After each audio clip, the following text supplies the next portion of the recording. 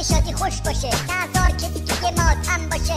اگه پیک شادی هست همیشه، پس خنده رو لبا میمونه همیشه. راتو گم نکن، بیا با دکتر بزن بهادر. خنده کن روشن شه و راتو پیدا کن.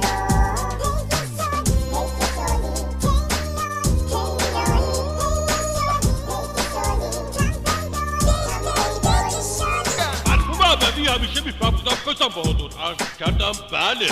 پیک شادی @ironnmtv.com ایمیلمونه. رو کره ما هم که بری یادت میمونه. اینجا کره ما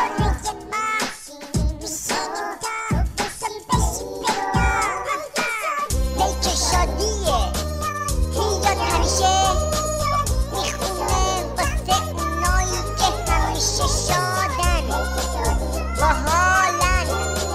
پس بخون هر جا که هستی تو با پیک شادی.